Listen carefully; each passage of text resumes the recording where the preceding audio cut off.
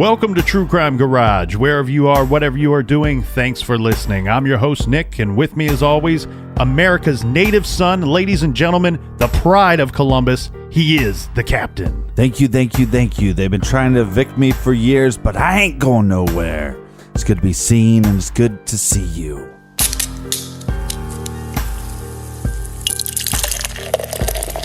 Today we are drinking Cross of Gold by Revolution Brewing Company in Chicago, Illinois, garage grade 4 out of 5 bottle caps. This is a lighter beer, a crisp golden ale with a delicate hop finish. They brew this with a little bit of wheat and there's a tiny hint of honey. Cross of Gold was the 2012 World Beer Cup gold medal winner. And gold medals go out to everybody that chipped in for this week's round of beers. First up, a big thank you to Peggy in Arena, Wisconsin. A big shout out to Carissa in Hamden, Connecticut. Next, we have Leslie from Boston who says, try Blue Moon Cappuccino. And we also have Carmel sending hugs and kisses from Blue Earth, Minnesota. So we went from Blue Moon to Blue Earth there, Captain. Well, you've always been known as an astronaut. Next, we say hi and thank you to Chelsea from Durham, North Carolina. She says she loves the show, told us to be easy. I don't know what that means. Just take it easy, Captain. No, we're not going to be easy. And last, we have morals here, okay? It's going to take a little more than beer fund money to get in these pants. And last but not least, we have Brennan from Puyallup, Washington. Blah, blah, blah, blah. That's how he told me how to say it. I'm the captain. I am from blah, blah, blah, blah. Yeah, that's where we're both from after about 5 beers. Well, thanks to everybody for donating to the beer fund. If you'd like to do so, go to truecrimegarage.com and click on the donate button. Yeah, and for any garage merchandise or old episodes, that's where you're going to find it at truecrimegarage.com. Also, we got the blog there, so if you're interested in having some more in-depth conversations, we like to do so through the blog. Also, all social media, Facebook, Snapchat, Twitter, Instagram, all that stuff, you can find us at True Crime Garage. All right, that's enough of the business. Everybody gather around, grab a chair, grab a beer. Let's talk some true crime.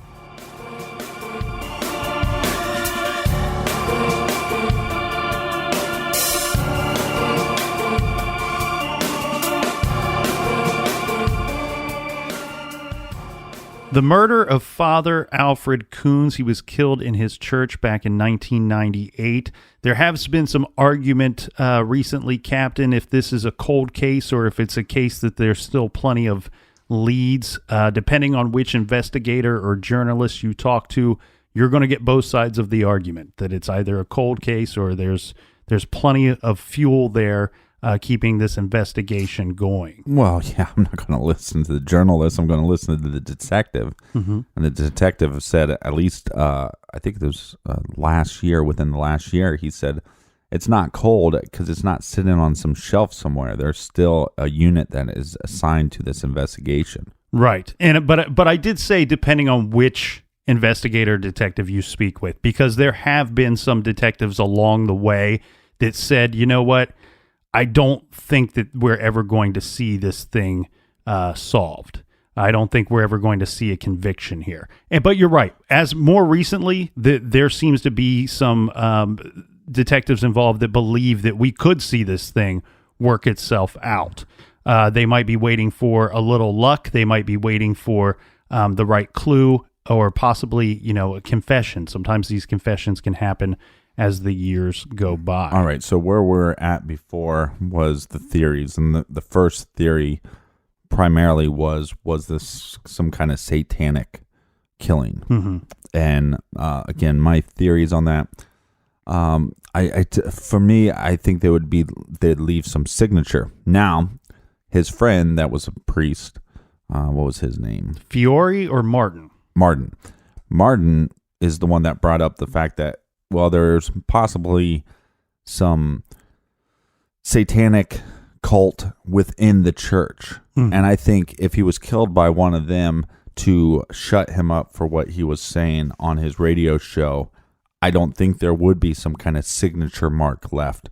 We don't know if there was or wasn't, because this, again, a lot of this investigation has been close to the chest. Mm-hmm.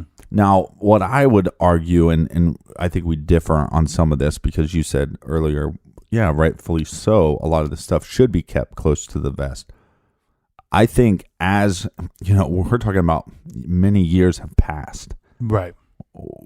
I think investigators need to, the more evidence that you release, the more leads you will get. And I know some of those leads that you'll get are going to be kind of a waste of time, but you're going to get more leads. So if there was some kind of signature, we don't know. And if there is, they might want to release that. Right. And you and I have both voiced publicly here that, regarding the Amy Mihaljevic. The garage is not public, dude.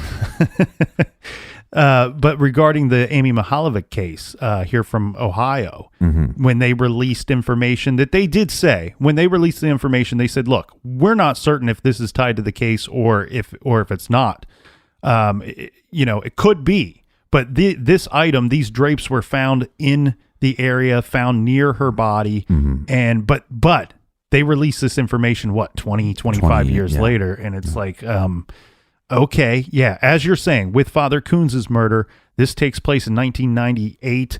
Yes, there could be, there would be reason to release some of that to maybe have somebody point the finger at the right guy, especially when they come out and say, we believe that this guy would have had obvious signs of injury, probably on his face, after this murder took place.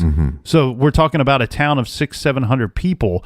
If in fact somebody from the town committed that crime, well, it's not too hard to tie those two things together. Well, in law enforcement's defense, back in 1998, I don't think they had a lot of what would be the word? I don't think they had a lot of hope or I don't think they put a lot of weight into armchair detectives.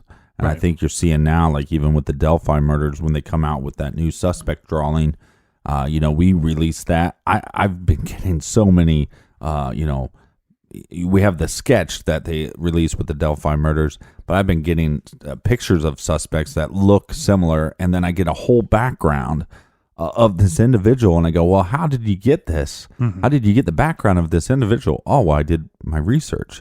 So I think once law enforcement starts putting a little more weight into armchair detectives and web sleuthers, I think some of these things wouldn't go as cold so fast. Right. And I have to agree with you, Captain, back to something you said earlier regarding the satanic aspect of this murder. I'm with you. I think that if it was some teenage group of Satanists or some random group of Satanists, that they might have made it clear at the crime scene. There would have been some kind of visual display of such. If it was some kind of weird satanic thing going on within the church, I think you're right. They would be quiet about that. It wouldn't be something that they would make so obvious for investigators. So that's the first theory. Yes. Regarding the investigation itself, I'm going to take you just real quick. This is Dane County Sheriff Hamblin. He notes in this article, in his interview, that he is a lifelong Catholic. He does admit that the investigation has been tedious and frustrating. He said that they had tracked down thousands of tips from the public, and they were checking and rechecking what is now a room full of detailed police reports. He says, I don't know how many people we've spoke to. I do know that it's been quite a number of people. It's been all the way from one coast to the other end of the country as far as people that they've spoke with. Now, in this same interview, one by one, he dismisses the more fanciful possibilities in this case, and he dismisses them outright. The first being something we spoke about yesterday, the calf mutilation connection. He states, nope, was there any connection between Father Kunz and the death of this calf? He says, nope, there's been lots of rumors around town regarding that incident, but they didn't find anything. They investigated it. They didn't find anything. Well, and the timeline of that killing of the calf might not actually be accurate either. I mean, that could have all just been rumor or hearsay. The other thing was the exorcism referral. Remember, we said that it was thought by some other priest that Kunz was to be contacted or to be conducting an exorcism soon in the near future before his death occurred. The thing here is they said the same thing. That they investigated that. and nothing came of it. Now, he adding his own opinion, though, stating that when people talk about an exorcism referral, as far as this case is concerned, he says that he would actually think of someone with a mental illness rather than somebody being possessed by a demon. This is from his police background. And he says that he believes evidence in this investigation has pointed to that this would be a very emotional murder, which brings all sorts of possibilities. So what I think, if we're trying to read between the lines here of what the Sheriff Hamblin is saying, a probably very emotional murder. Reading between the lines, I feel like that means that there's some ties. There's some more direct ties from the assailant to the victim, rather than just some mentally ill person, somebody that is demonically possessed, or some Satanist, or a random drifter, because that was one theory at the beginning. Yeah, I don't know if I buy that. Again, like we do have evidence that there was no breaking and entering. So was it a drifter that the father was trying to help, or was this somebody that he knew and he let this person in, or did this person have access? So let's get into some more theories. Right. And I think the thing there, reading between the lines, though, I think the sheriff is implying some kind of relationship between the murderer and the victim there. Right. Some knowledge of who was his murderer. And he was also directly asked about a church connection, perhaps the controversy going on in Springfield, Illinois diocese. And he says, nope, there was no connection confirmed that direction either. You spoke about that a little bit yesterday. Yeah, but I don't... About some investigations that Kunz was rumored. We can't confirm. He was rumored to have been involved in some kind of investigations into the diocese in Springfield, Illinois. Well, and also all the dioceses in all of Illinois. And so what did he say on the radio show? What did the people working on the radio show know? That seems like a very controversial Catholic radio show. You're going against the church. They never like that. So is there any, again, we have a priest friend that was on the show talking about these inner child pedophile rings within the Catholic Church. So there's your connection. Is it connected to the murder? We don't know, but there is a connection there. Well, staying on that note, on the thought of another priest and also their radio show as well, in the aftermath of Kunz's death, the aftermath got strange, and then it got even stranger. There would be stories of the exorcism referral that we talked about, the satanic assassination. Eventually, there's innuendos of sexual impropriety by Kunz, and we'll get to that in a little bit. There would even be allegations that his murder could somehow be linked to evil in the most unthinkable of places, the vast Catholic hierarchy that Kunz was tied to as a priest. Some even blame the Vatican and Rome. So could someone within the church really have killed Kunz or ordered him to be killed? Right, like a hit. Well, remember we spoke about Peter Kelly. He is the attorney that was the producer of the radio show that had worked with Kunz for quite some time in Monroe, Wisconsin. Now, Peter Kelly, when asked that question, could somebody in the church really have killed Kunz or ordered him to be killed?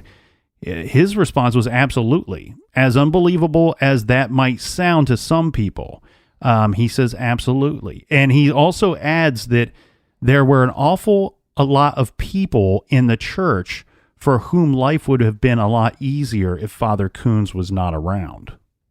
Right. So again, I think he was doing some investigative work. This is, like I said, a couple of years before the whole spotlight thing in Boston. If you haven't seen that movie, I think it's very educational on the inner workings of systems and how they protect themselves. And I think he probably knew some stuff. And again, like I said, there would be a signature. Now, if you're just trying to shut somebody up, you only need one signature, a slit throat. Right. And that's normally an indication of that this person was talking. Right? Correct. I mean, And not saying that other people aren't murdered for other things or people aren't murdered like that. But to me, it's like this person kind of knew what they're doing.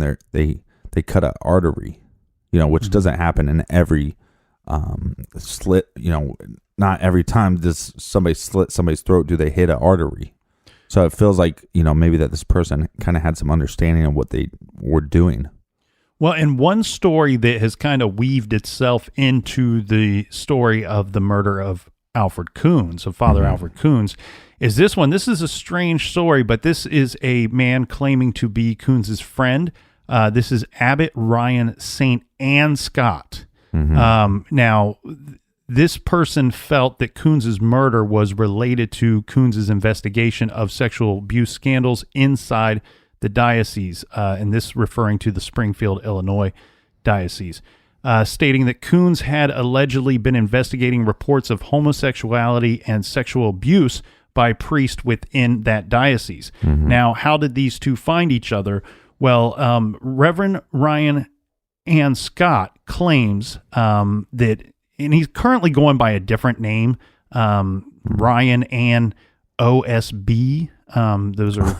Okay. Yeah, I think that stands for some kind of title there, Captain. But this is a SOB. Yeah, I'm more familiar with that one. So Scott is what has been labeled by the Catholic Church as an independent Catholic priest. I guess that's what I am. I guess that means he's not in communion with Rome. Right. That's what I am. I'm Father Captain SOB. The other thing, the debatable topic about this guy, though, is that it's whether he was validly ordained or not is the big debate. And that's the argument that the Catholic Church is saying. Well, why would they want to say that he's not ordained? Because they want to discredit this man who claims to be a victim of sexual abuse by members of the Catholic clergy. In an incident that occurred in the Archdiocese of Milwaukee, he states this was after Kunz's death, but this man states that in 1998, his confessor and spiritual director was Reverend Father Alfred Kunz from Dane, Wisconsin.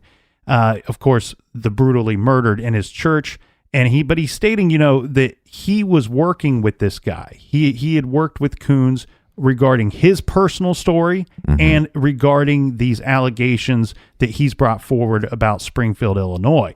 Now, his own personal tragedy that took place, or the crimes against him, would have taken place early in the fall of 1976. So when this guy was a much younger man, he was brutally gang raped in the St. John's Cathedral in Milwaukee, Wisconsin, according to him.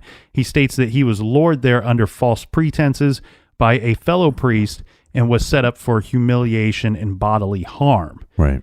According to Scott, Father Kunz was determined to validate that this guy was actually ordained, that he was an actual real ordained priest.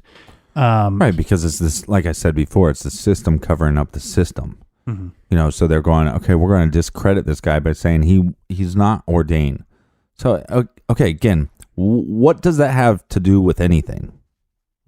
Can you answer me that? Well, I mean, just at a grand scale thing. Because if you read the full length of his allegations against these other priests, he would have had to have been a priest for the crime to have gone down the way he said it went down. So do you see what I'm saying there? Right. So the church is saying if he wasn't ordained, then therefore the story is bogus. Right. It's like if I said, I was once a member of the Oakland Raiders. Oh, sorry. My phone is going off. Just shut off your phone in the garage. I think that's the first time we've had a phone. No, I got guilty of that once. So no. I think we're even Steven now. But what I'm getting at is the way that the story goes down is that it'd be the same as if I said I was a member of the Oakland Raiders, and during halftime inside the locker room, one of the players punched me out. Okay. That's not the same thing. No, It'd be like you saying you're a part of the Oakland Raiders, you're the punter, and then when you got in the locker room, you were gang raped by the offensive line. I don't think that would be the same. No, what I'm saying is that it is the exact same, because as soon as I go and I report the crime, and then the Oakland Raiders go, it's a different crime though. He's never been, well, duh. Right. But when they say he's never been a member of this football team, then immediately my allegations, my whole story falls apart immediately. You know, not necessarily. Is what I'm saying. But how? If I'm stating that that the assault took place at halftime while I was employed by the Oakland Raiders, and I was there in the locker room because I was a player on that team, and I was assaulted, and then they go, well, that's impossible. He's never been a member of this football team. He would have never been in the locker room. We don't know what he's talking about. My argument is that it would be, yes, lie, but if you can prove one of those things, it'd be like, again, oh, well, I work for the garage, blah, blah, blah. I got beat up. Oh, well, you actually don't work for this garage, but I have proof that I was beat up. Well, just because, I wasn't truthful about one thing doesn't mean that just because I lied about one thing doesn't mean that the next thing is automatically a lie, is what I'm saying. Possibly. But what I'm saying is, if you read the full length of this, of these accusations, he would have had to have been a priest. He would have had to have been working in that capacity for this to be truthful at all. Right. But then the argument too is that Father Kunz was trying to prove he was trying to validate this guy being as an ordained priest. Again, another motive for the system to cover up the system.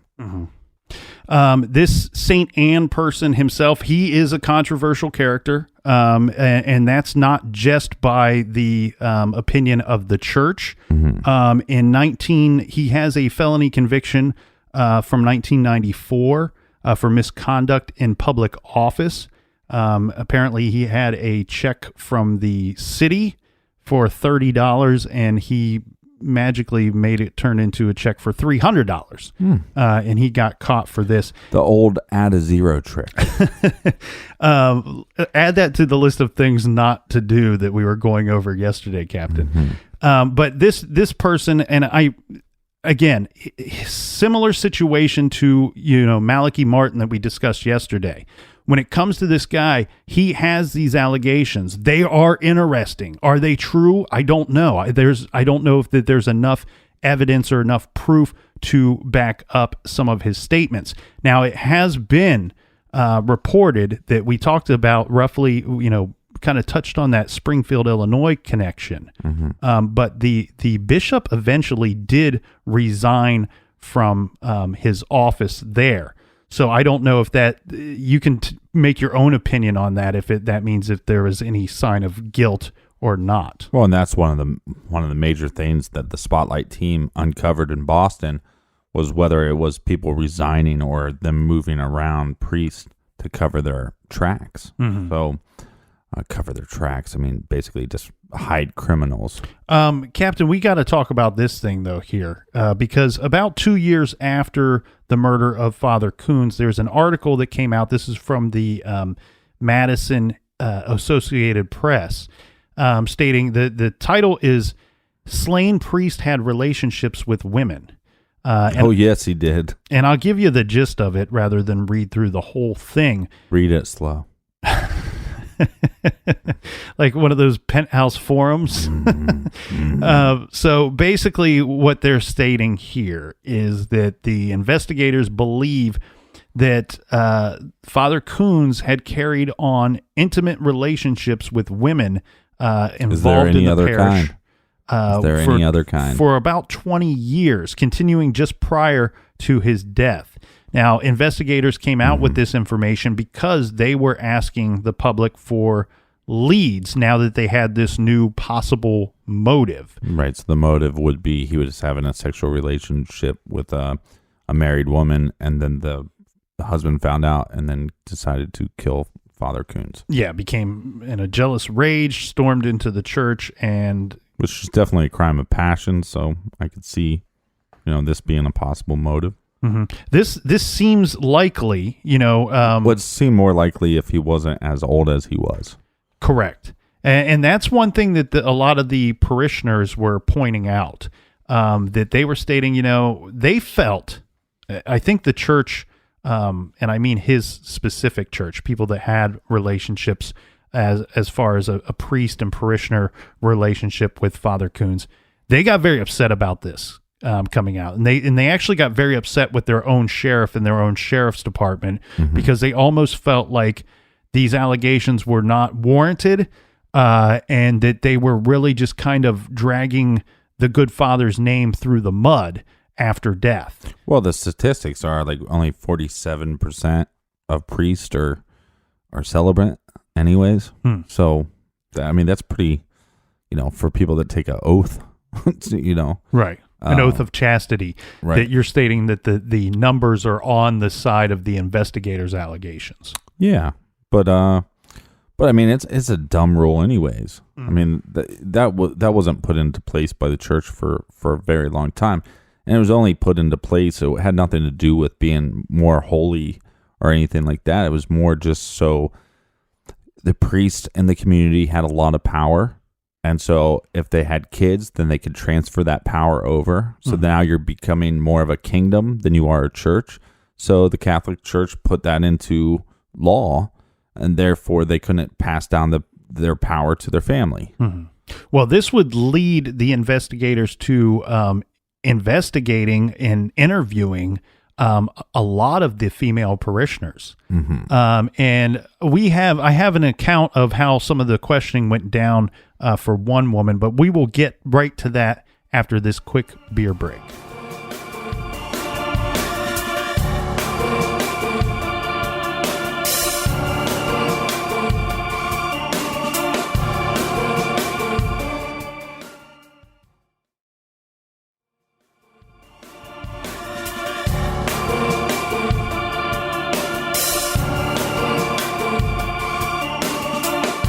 Right. We are back. Cheers, mates. Cheers, my friend. We were talking about some of the parishioners getting questioned, female parishioners, regarding if Father Kunz had intimate relationships with them. Well, one woman, this is Maura Smith. She was a St. Michael parishioner who was identified as one of the women that police thought Kunz might have been having an intimate relationship with. Now, Smith describes the police attention as relentless, intimidating, and unbearable. Her butcher knives were confiscated from her home. Smelly. Yeah, they searched her home, confiscated butcher knives, a baseball bat, tools, snapshots of Kunz, and other personal items of hers. There was interview upon tough interview, she says. Again, now if they're pulling stuff like the baseball bat and stuff, how can we assume that maybe he was hit with some object? Maybe he was attacked by more than one weapon. Right. And again, wouldn't that be something that I don't know. I have a real issue with them keeping too much information close to the vest. The authorities also took blood and hair samples. They would say that Maura, they would ask Maura questions. Maura, I'm sorry, did he touch you? Did he grab you? And she's like just above the belly button. Well, they said they told her that they were asking these same questions and doing similar searches with all of the women of the parish. Well, yeah, you'd expect them to be asking these questions of these women if this is a possible motive. Well, the thing here is Smith says of her experience, regarding Father Kunz, was that their relationship was innocent. She says Father Kunz was a gentleman. She says regarding her, what she would call intimidating questioning that she received from the police, as well as them searching her home, she states that she has suffered more than her fair share of what was entailed in this investigation. She eventually moved out of the area. She moved to Milwaukee. Because she was upset about the ordeal, citing police harassment and accusing the sheriff's office of dragging Kunz's name through the mud. So that's one of the ladies of the parish, her experience as far as the allegations about Father Kunz with women of the church, and if there were potentially a jealous husband or boyfriend involved in the murder. Right. So basically what, they come up with this theory, and this drives me insane. Let's come up with the theory, and then we try to prove it. Mm-hmm. How about you try to prove it before you start? Again, we'll hold all this stuff to the vest really closely, but we're going to start spreading rumors that this father was having affairs with ladies from his church. Well, and a lot of times investigators or police will use the word intimate to mean just a close relationship, to describe a close relationship. Well, I think that's irresponsible. Well, one thing that they did in this investigation, and when they would speak publicly about this investigation, was at some point they dropped that word as, saying intimate relationship with the priest. Because at some point they started saying, their belief is that this person had an intimate relationship with the priest and had a good working knowledge of the church itself or the building that he was found murdered in. Right. Now, the thing here is, like I said, they dropped that intimate title and just changed it to a relationship or close relationship with the father at some point, because they're getting backlash from the parish. Well, of course, again, investigate it, then present the theory. Don't present the theory, then investigate it. I just think that's irresponsible. So that theory is kind of squashed. And what else we have? I know we had some profiles that they had. Yes. So the police, I do think that the investigators here did a pretty thorough job on this investigation. Seems like they've worked very hard and tried everything they could. Now, one thing they did work with FBI profilers, the forensic behavior science experts who discern probable behavior at crime scenes based on physical evidence in consultation with investigators. Police consider these profiles to just be guiding tools. We all know that. Here are the conclusions of the FBI profiles regarding the Father Kunz case. This is their thoughts. 1, the offender showed obvious rage publicly, and the likely motive was related to jealousy, revenge, betrayal, or something else very personal. So a personal vendetta against the priest. They also state that, number 2, the weapon might have a connection to the killer's employment or hobby, and the weapon is one that the killer feels comfortable using.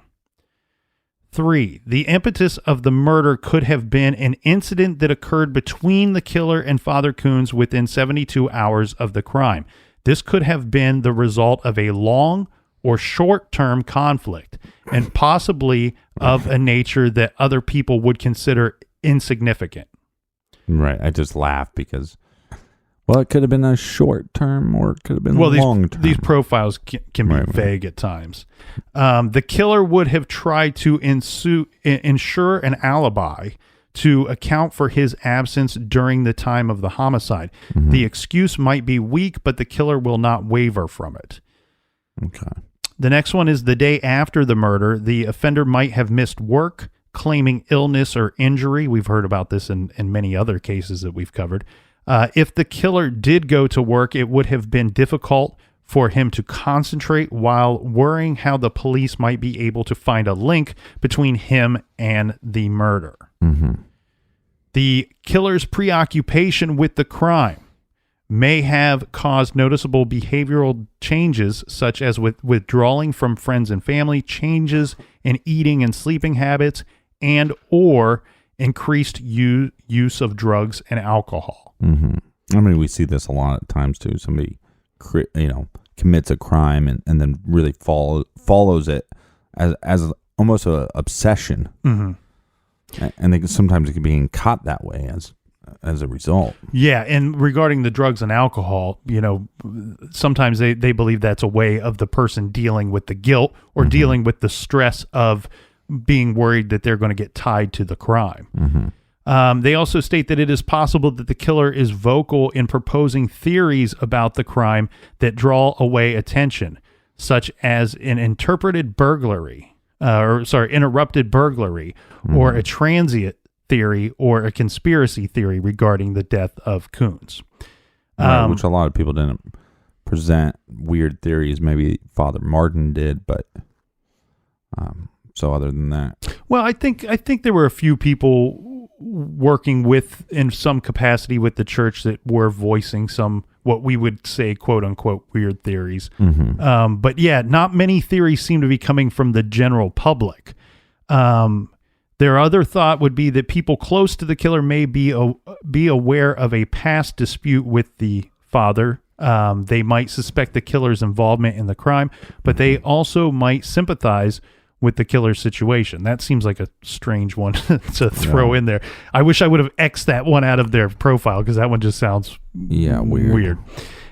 Next, the killer is a white male. Here's where we get to some more specifics. It's always a white male. The white guy did it. The killer is a white male, probably in his late 20s or older. They estimate the age because of the killer lack of panic after the murder, that this must be somebody that's a little older, that's a little more patient, that this wasn't a teenager or a very young man. The murderer was known to Father Kunz, but also had a physical size that posed no threat to Father Kunz. Right, so not a large man. Well, this makes you wonder because they're gathering some of this evidence as physical evidence and with consulting with the active investigators on this crime. When they say that he has no physical size that posed a threat to Father Kunz, that makes you believe that Father Kunz very likely opened the door and let this person into the building. Right. And I think we've seen evidence of that. Yeah. Kunz's murder was probably employed full-time, as nothing of value was taken from the scene. Remember, we said early in the investigation they would not rule out robbery. It sounds like it has been ruled out. Which I think, the drifter, doesn't make a lot of sense to me. The drifter probably would have taken something. Would have robbed the place in some form, yeah. But again, it's a big church too, so I mean, it could be something, again, and we also don't have, Father Kunz is not writing down an inventory of everything. That's true. So there could be some, like some of those like wine cups that they have, or maybe they're just gold plated, but you'd think maybe one of those would be gone. But again, how many did they have? There could have been something taken and they just didn't know it. I agree with that. So I went from drifter theory doesn't make any sense to it's still involved. It's still on the plate. Well, way to scratch it off the paper. Oh, wait. They also state that the killer had at least a high school education. I love how they figure these things out. A full-time employed, at least a high school education, and no extensive criminal record. The killer's intelligence is average, but he is without the street smarts of a sophisticated criminal. So almost stating, we see no extensive criminal record and without the sophisticated street smarts of a sophisticated criminal. So this might be this person's first rodeo, so to speak. Right. And at the very, maybe even more, hadn't committed any crimes at all. The next one is the killer did not expect the amount of blood gushing from the fatal wound, complicating the weapon, his clothing, and this would complicate the disposal of his clothing in the weapon, this creating a problem for the killer. Also unexpected was how fierce Kunz struggled. No matter how brief the altercation was, the killer was punched several times and may have been scratched or cut by the murder weapon itself. Right. These injuries would have been visible to those close to the murderer. Well, I like those FBI profiles, Captain, and I like when they release them for.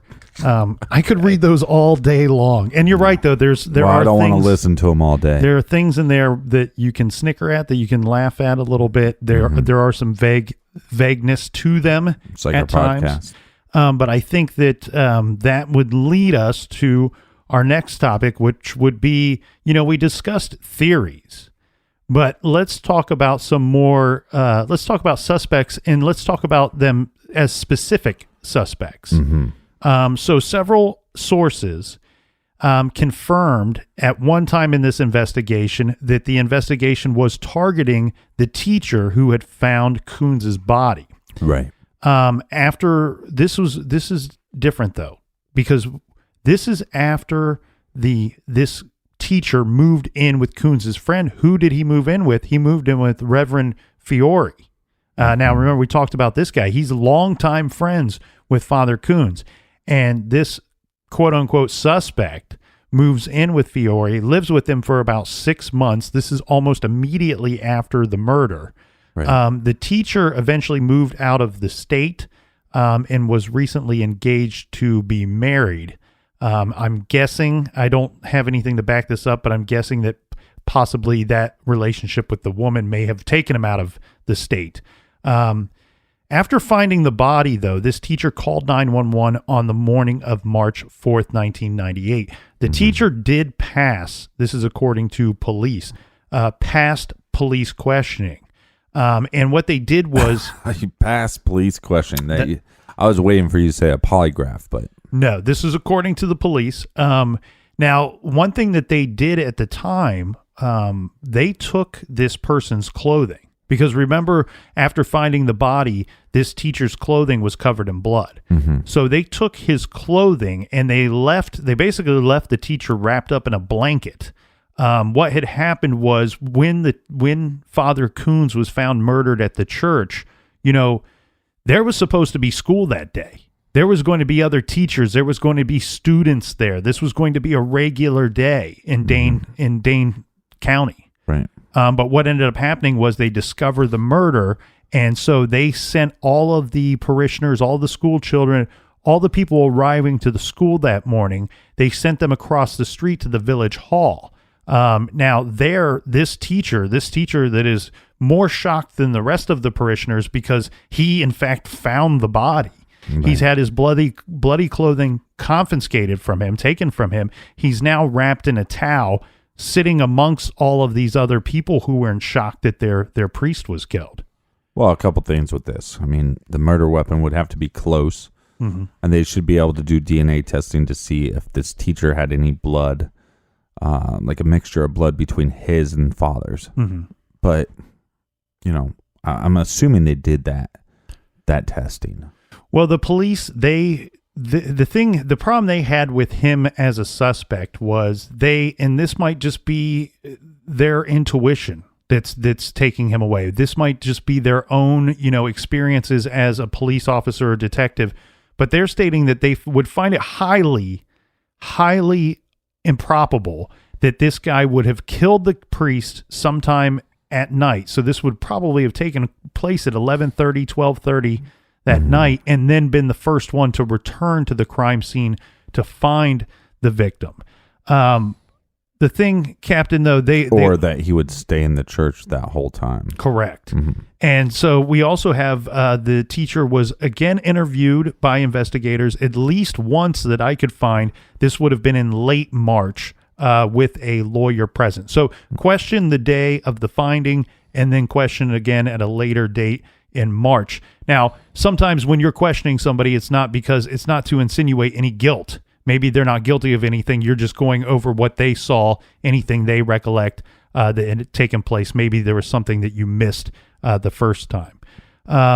Fiore and others involved that knew this man and knew Father Kunz very well have said publicly that they cannot imagine any connection from this teacher to the actual murder. And then everybody kind of coming to the defense of this teacher, stating that the teacher did not appear to have been injured in any way on March 4th. And remember, we said, according to the FBI profile, as well as the investigators, that Kunz put up a pretty good fight, even if it was a short fight, before his throat was slashed. Yeah. The problem with that evidence is, again, we don't know what they're talking about. So like I said before, maybe there's bruises on his knuckles and stuff like that. And there's multiple ways. I mean, maybe you get a bruise from your knuckle because you did punch somebody. Or maybe you get a bruise from your knuckle because in this struggle, your hand smacks against the wall. So I think sometimes that, there is just quote unquote scientific evidence of maybe that this guy put up a fight and that somebody should be injured. But that doesn't, we got to air that there's always that slim possibility that what you're seeing, what you think you're seeing scientifically is not what you're seeing. Right. So didn't have any injuries that were visible to the public on that day that the body was found. and also stating that the teacher did not show any visible signs of anger toward Father Kunz at any time before or after the murder. And this, to me, seems like kind of a weak suspect. Obviously, you'd want to question this individual because he found the father, that he actually worked with the father. But this seems like a weak suspect to me. But there was a stronger suspect. Yes, there was a stronger suspect. And just before we get to this other suspect, staying on your same thought there, investigating the person that found him, also investigating the person that last was known to see Father Kunz. So we did have Father Fiore, who did endure heavy police scrutiny at one time. And one article that I found, and I couldn't confirm this with other articles, but it stated that he had been cleared as having any involvement in the murder of the priest. Now, so here's the next guy, and this guy might be a little bit better of a suspect than both of the last two people we discussed. So this comes from a gentleman by the name of Matt Abbott. He's somebody that's covered this case extensively. He's a writer, a journalist that has covered this case extensively over the years. And one article that he wrote was titled, "Did a Hanged Rapist Kill a Wisconsin Priest?" And in the article, he says that he had received an email from a person named John Kavanaugh. Now, this John Kavanaugh is a retired Dane County deputy, and John was stating that he knew the person. Well, he knew of a person with a very violent background who was in the area on the day of Father Kunz's murder. This person that he's going to say allegedly killed Father Kunz is now deceased. Yeah, he's going to implicate him. Well, where did John Kavanaugh get his information? He says that the suspect, his father, had told John that the suspect had contact with Father Kunz, and that he had asked Father Kunz for money. He was refused. And in this person's words, he said he had to rough him up. So he had to rough up the priest after he's denied money. Now, this perpetrator, this suspect, is John Kavanaugh's nephew. Okay. So it would be John's brother, the father of this suspect, that gave him this information. Now, who is his nephew? His nephew had a history of violence toward women. He was incarcerated pending trial on charges of assault and kidnapping, and he committed suicide while he was waiting for that trial. He had previously served time in state prison for assaulting another woman. Well, right. Okay, so think about this, too. I mean, think about how many cases that we've had. I think Aurora shooting, the Aurora Theater shooting. Yeah. Sandy Hook, I think. A couple other ones where the parents hear about a crime and they get a gut feeling that it was their son or their daughter or whoever, right? Right. And so we have this case where this thing happens in a small town, but maybe the father, gets more information, but he had a gut feeling from the beginning. Well, the strange thing about this person saying that he had to, he was refused money and then he had to rough up the priest. Well, he used this same phrase when he described a crime he had committed like 8 or 10 years before the murder of Father Kunz.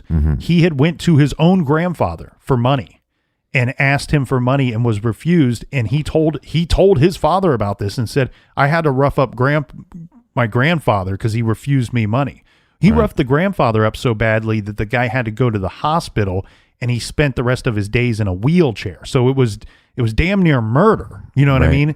To use the words had to rough him up. So this man, John Kavanaugh, though, is saying that once he had this information from his brother about his nephew's confession, quote unquote confession, he notified the sheriff's office. He said that they did do a little bit of follow-up on this. They contacted the father. They spoke with him. But they did get back in contact with this John Kavanaugh, and they told him, what your nephew told to your brother cannot be construed as a confession. Right. This is not considered a confession. On top of this, we're looking at a suspect that's already dead. Maybe that has something to do with how much effort that they're going to put into this thing. He's tried to get them time and time again to consider this as a strong theory in this case. He says, but for what it's worth, he is a retired Dane County deputy.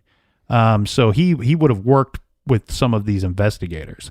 And he said that there are personality clashes with many who are in power at the sheriff's office today, which could very well be one reason for their perceived failure to act upon his claims.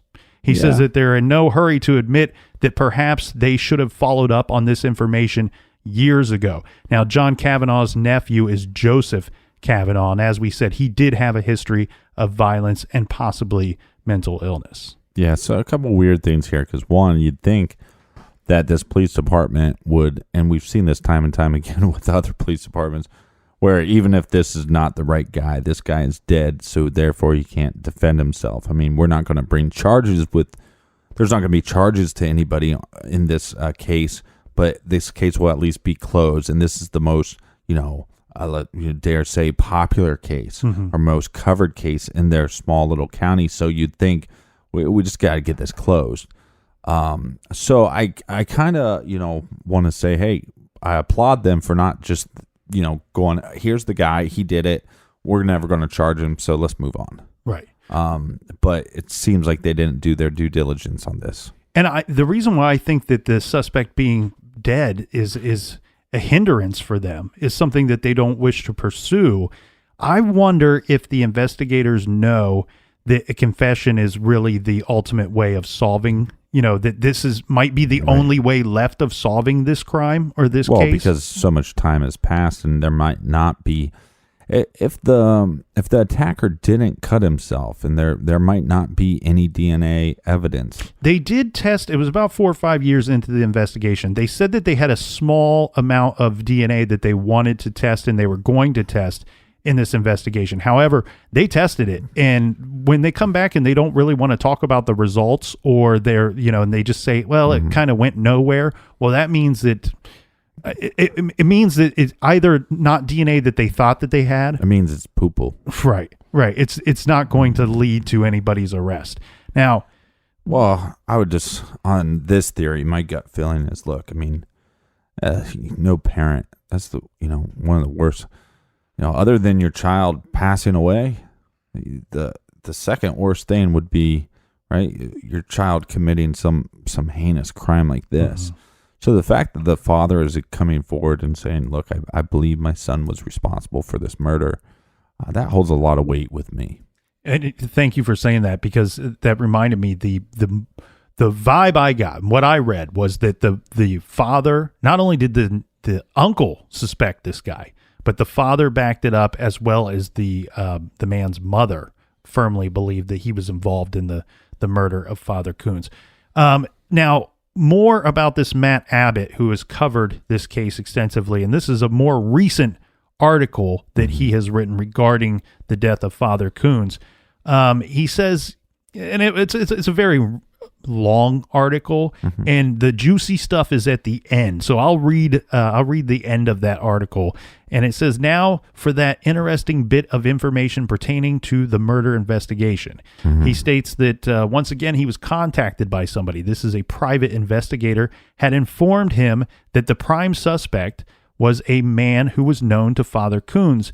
Apparently this man was having more than a platonic relationship with another man who was also known to Father Kunz. The second man reportedly had some sexually suggestive photos of the suspect in his bedroom, according to the investigator. The simplest explanation is usually the best one, the investigator told Matt Abbott, and stating that maybe Father Kunz caught the two together or saw a photo that was compromising. Maybe the man had confessed to Father Kunz about their homosexual relationship. Probably no one will ever know which one of those is true. But he says, all of the circumstances, even without the possible motive pointing primarily at the suspect, unfortunately, this primarily does not translate to anything beyond reasonable doubt. Basically, he's stating that this guy went out and killed Father Kunz because he was aware of this relationship that he was having with another man.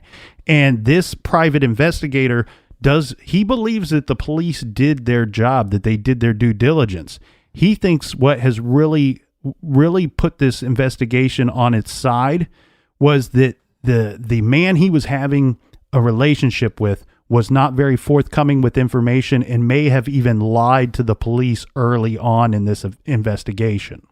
All right. So that's none of what you just said is that clear. So the guy that murdered Father Kunz was actually having an affair with another man. I don't know if he was having an affair, but he was having, according to this article and this investigator, he was having a relationship. He was having a homosexual relationship so with another man. Since Father Kunz knew about this homosexual relationship, he had to murder him. That doesn't seem like that. That's according to this investigator and the article written by Matt Abbott. Right. I don't like this theory that much at all. Now, police did state that there was an anonymous letter that was sent to the police years ago in this investigation that did name a suspect for them. Later, police were able to identify who this anonymous person is. Now, they've not outwardly said who the anonymous person was. They've also not stated who was implicated in the letter that was sent to them. All right. So where did this investigation lead them? Well, the thing here is I wonder if that's where this private investigator came up with this whole theory about the two men having a relationship, that one of them would have moved out of town, one of them remained in town, and maybe the one that remained in town knew what was going on, lied to the police early in the investigation, felt bad, felt guilty, knows who killed the father, killed the priest, and sent this anonymous letter. That's a suspicion. That's a bit of a leap. I understand that, Captain. It's a little bit of a leap. But by 2009, investigators with the Dane County Sheriff's Department were willing to state that they did have a longtime suspect. They would not name who this suspect was and said that has never been named. They've not arrested this person because they have lack of sufficient evidence to do so. Steve Gilmore, he was the lieutenant of detectives with the department, said that the suspect left town soon after Father Kunz's murder. He said that they know where this person is. They know that they know what he's up to. Apparently, they're watching him, or have watched, kept an eye on him. They state that if indeed he had committed this murder, then he's stayed pretty clean. You know, he's not gone out there wherever he's located and committed other crimes. And they also state that they certainly don't think that there's any threat to the public out there. Yeah, I laughed about that as well. Oh, my God. Wow. Hey, dummies, wake up. Killed a priest.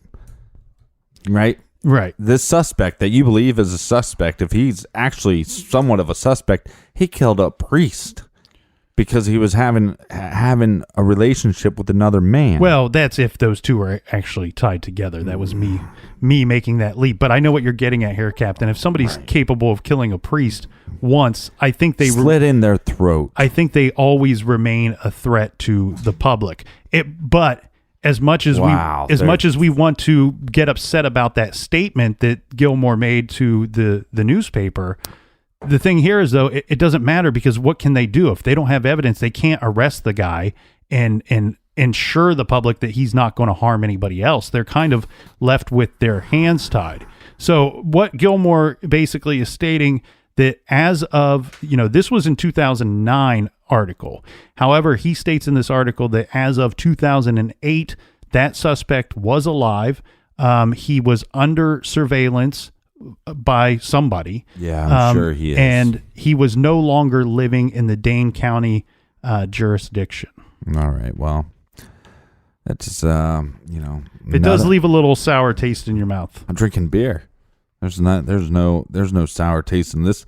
I got a little taste of honey. Didn't you hear the man talk about this delicious beer? So does any of that lead you to any direction in this case where you feel that you have a better idea or better sense of who committed this crime? No, because originally looking into this, my gut feeling, and probably because I just watched Spotlight, my original gut feeling was, Father Martin talking about possibly some kind of inner workings of the church and trying to cover, system covering up system. that's kind of where my gut feeling was going. But like you said, we read into this when you have a child that you believe had the capability of doing this, roughed up his grandfather, had all these vicious attacks, kidnappings on women, uses the same verbiage when he talks about he had to rough up the father, right? Father Kunz, that is, and so now you got an uncle, a father, and a mother, all stating that this person they believe should be the number one suspect. There might not be evidence to prove that, right? So that kind of ties law enforcement's hands. So, but then they toss in this other person, and I don't want. Okay, their remarks on he's not a threat to society. Well, that is just bullshit. And they should be reprimanded somehow for just that dumbass comment. But how would you I thought about this quite a bit. Just spank them in front of people. Just spank them. I don't think they could do that.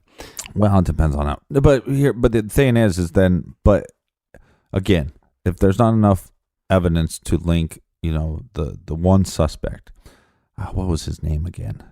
That was the Joseph Kavanaugh, the Kavanaugh guy that committed suicide. Yeah, if there's not enough evidence to link him, or maybe they did look into that and they just don't think he's the guy because they have enough information on this other suspect. That's the only thing there that kind of makes me question. Again, mom, father, uncle, verbiage, his attacks before, the suicide, all those things. That's your number one suspect. Mm-hmm. But I don't want to discredit law enforcement if they go, we got this other guy, and we'd like to get him. Right. Yeah, I'm with you, Captain. I think the one thing I think I rule out here is the Satanist aspect. Never rule that out. I think that one seems less likely the more you get into this situation, and you see that it is very likely that that Father Kunz had some type of personal relationship with the person that committed this crime, whether it be just somebody that attended his church. I think it was a familiar face that knocked on the door that night, and he opened up the door to his killer. And I think that's how but you can't rule out, somebody part of the clergy. So, is all I'm saying. But I think it's somebody that the father recognized that night, and I think he let them into the building. Now, there was a priest that recently wrote, "The killer of Father Kunz still walks among us. No one can be certain if this vicious killer has or will strike again.